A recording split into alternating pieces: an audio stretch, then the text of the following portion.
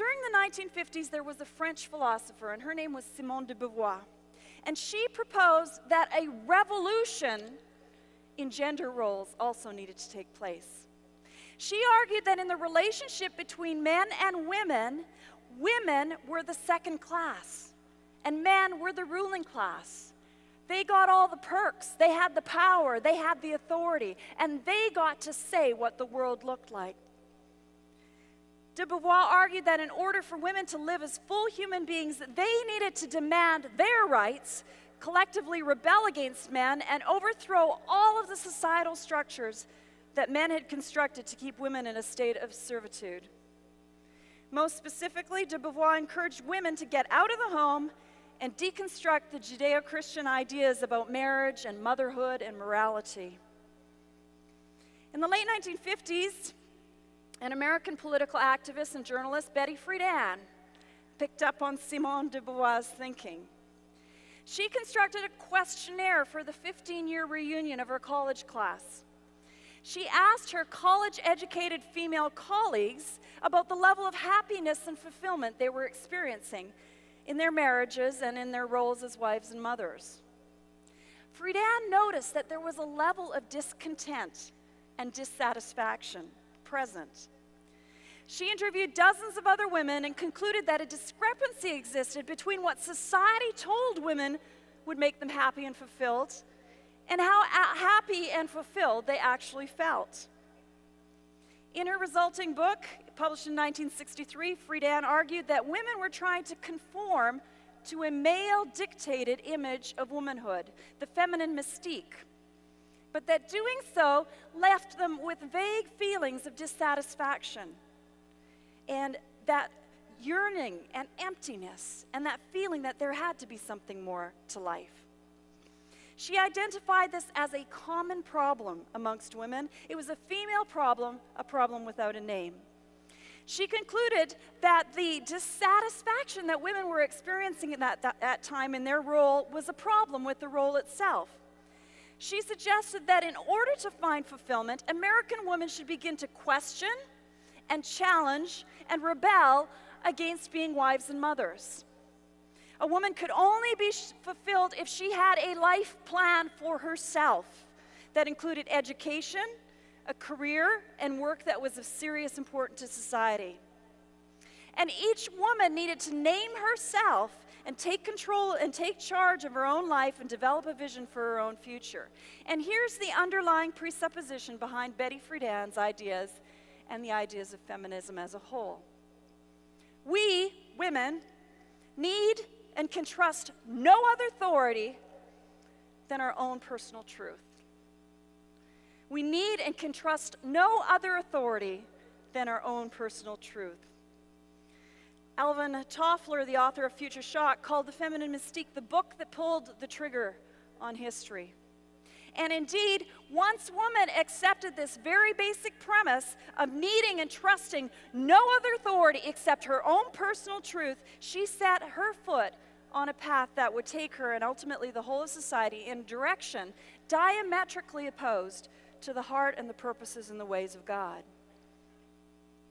Simone de Beauvoir's and Betty Friedan's writings gained popularity amongst North American women, and evidently many women were experiencing feelings of frustration and discontentment, and many eagerly yearned for the something more proffered by these feminists.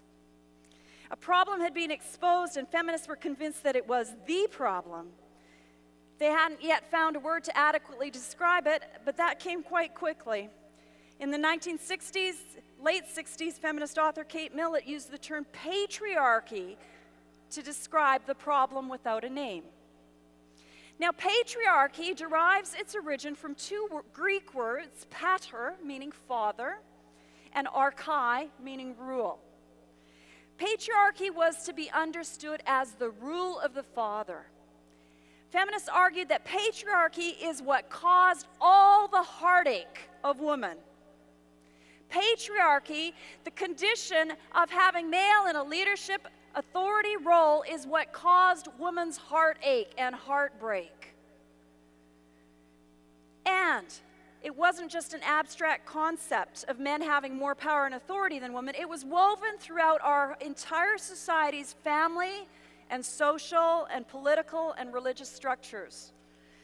It was laced throughout our social etiquette and our customs, our rituals, our traditions and laws, our entire system of education and division of labor. And all of these things were responsible for keeping men in a dominant position and women in a submissive, subservient position. And patriarchy was seen as the ultimate cause of women's discontent. And only the demise and the deconstruction of all patriarchal structures would lead to her freedom. Only when woman broke free from the traditional male-defined Judeo-Christian roles and rules would she find meaning and fulfillment. And thus, the trigger was pulled. In the first phase of feminism, women claimed the right to name themselves. Their goal was to shed the differences that made women weak and vulnerable and to become more like men. They began to dress like men, and smoke and drink and swear like men, and to claim sexual freedom and participation in the workforce. Newly established feminist groups like NOW, the National Organization for Women, began public lobbies and demonstrations in order to further the feminist agenda, which consisted of these points. Full self-determination. Woman needed to decide who she was and needed to have the legal right to act independently of her husband. Freedom from biology. That prompted feminists at that time to lobby for birth control, for legalized abortion, state daycare, reproductive technologies such as test tube babies, anything that took the burden of bearing and caring for children off of women's shoulders and put it more on society as a whole. Economic independence, pay equity, equal pay for work of equal value, changes to financial practices, total and equal integration, affirmative action. Women began to seek these things with passion and fervor. Sexual freedom, changes in adultery and decency laws. Feminists picketed outside New York Times building in opposition to the male segregated help wanted ads. They organized a splashy protest of the Miss America contest. But although the awareness of a woman's movement was spreading, allegiance to the feminist perspective was not yet widespread. And feminist theorists concluded at that time that women as a whole needed education. They needed enlightenment. They didn't get it. They didn't know how bad their situation really was. They didn't know how bad men really were and how repressed they were to be just seeking happiness in motherhood and childbearing and being wives. They needed a tool to show women and how to educate women how oppressed they really were. And inadvertently, quite inadvertently, they unearthed one. Feminists in New York discovered that if they gathered women together in small groups and got all those women talking about their hurts and grievances against men, then all the women in the group would begin to get upset with men, even those women who didn't have any hurts and grievances themselves. And then their anger could be directed into action. They could be empowered to rebel against the authority of the males in their homes and also in society as a whole, male in their homes, and also in society as a whole, and change the rules of the game. And this technique was called consciousness raising.